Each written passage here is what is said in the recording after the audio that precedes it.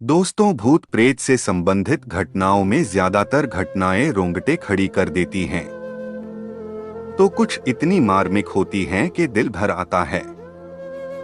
लेकिन मेरे जीवन से जुड़ी एक घटना ऐसी भी है जिसे याद करके हंसी आ जाती है। जाने अनजाने में मेरी मम्मी के मामा जी के साथ ये घटना घटी थी।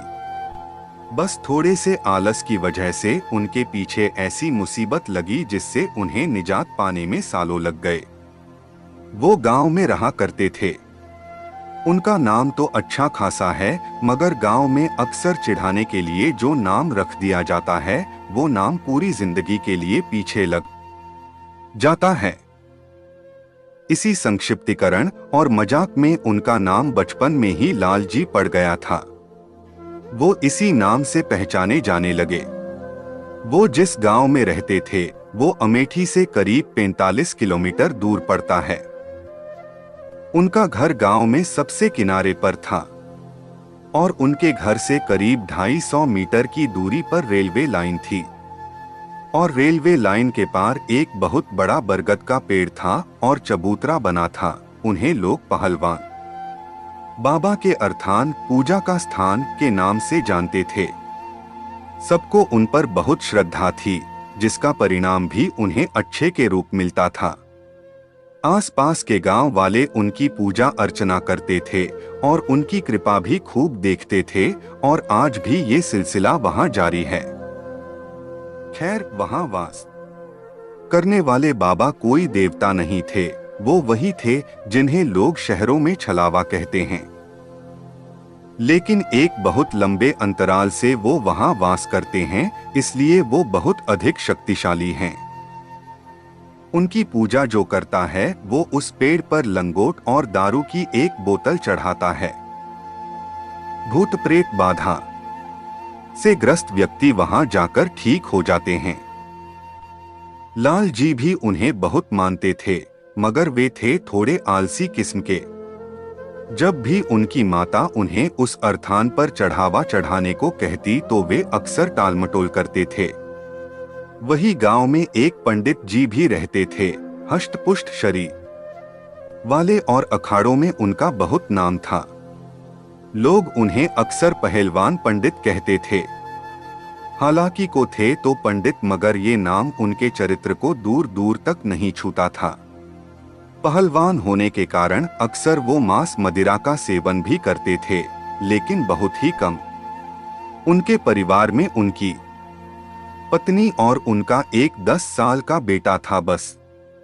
एक बार की बात है, उनकी पत्नी बेटे को लेकर अपने मायके गई हुई थी और वापस आते समय जिस बस से वे वापस आ रही थी वो बस दुर्घटनाग्रस्त हो गई।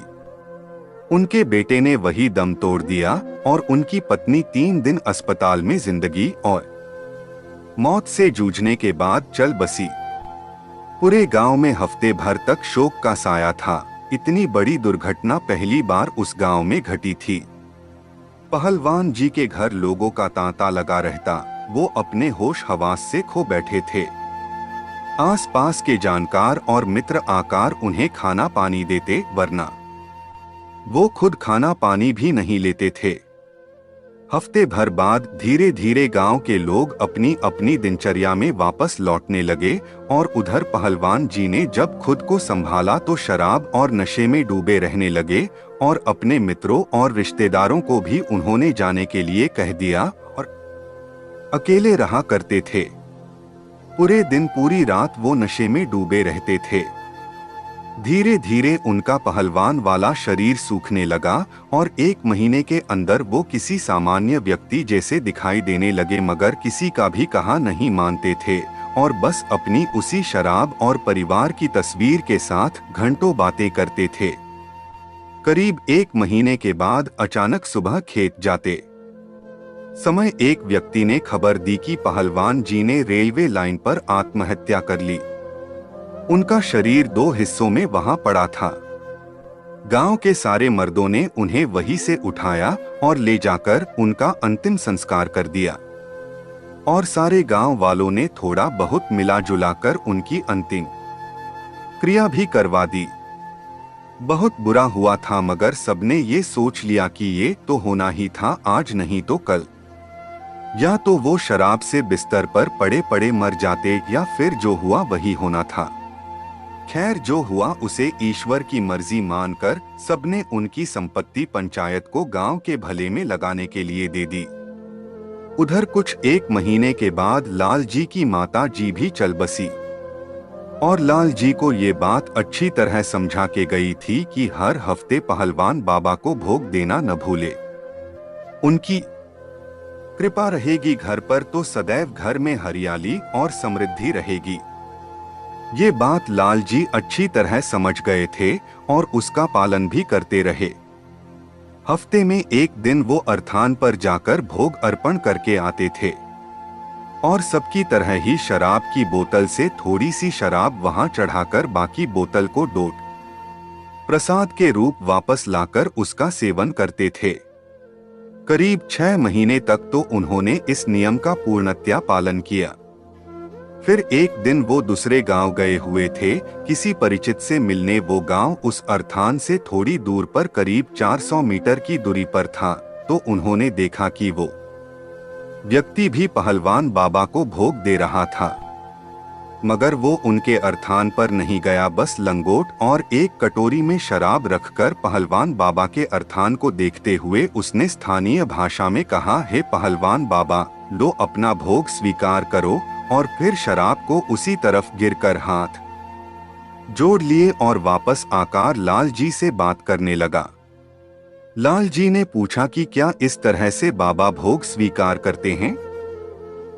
उसने हाँ में जवाब दिया और बताया कि सच्ची श्रद्धा से चढ़ाया गया प्रसाद लेने तो देवता भी धरती पर आ जाते हैं, और फिर ये बाबा तो कुछ ही दूर पर निवास करते हैं और अपना भोग स्वीकार भी करते हैं।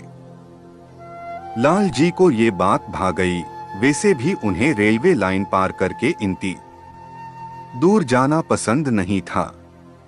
अब उनका ये सिलसिला शुरू हो गया।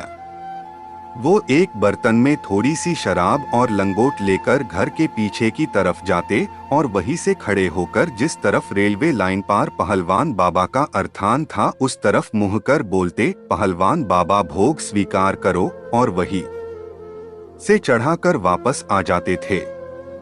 हर हफ्ते वो ऐसा करते थे।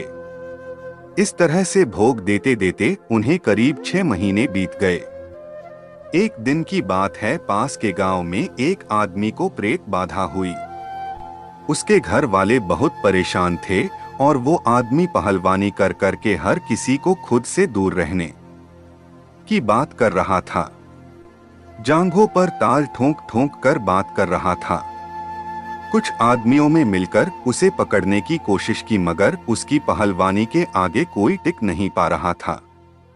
किसी तरह गांव के कई सारे आदमी मिलकर उसके अपने आप शांत होने पर उठाकर उसे पहलवान बाबा के अर्थान पर ले गए। वहां उसे चबूतरे पर बैठाया गया। धीरे धीरे उसने उस पर जैसे दबाव सा बनने लगा और वो वहां मौजूद लोगों ने उससे पूछा कि वे कौन है। उसने बताया कि वो वहां रेल की पटरी पर रहता है। ये आदमी वहां पर गंदगी कर रहा था, इसलिए उसे पकड़ा है।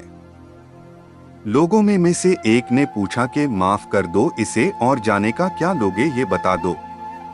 उसने कहा, दारू दारू पिला दो, छोड़ दूंगा। वहां मौजूद लोग तुरंत दारू लेकर आए और उसे दिया, मगर उसने पीने से मना कर दिया और कहा, ऐसे नहीं, जो मुझे हमेशा देता है बस उससे ही लूंगा। जिज्ञासावश सबने पूछा कि वो भोग किससे लेना चाहेगा, तो उसने बताया कि फलाने गांव में लाल जी नाम का आदमी है, वो मुझे हमेशा दारू देता है, वो देगा तो मैं तुरंत चला जाऊंगा।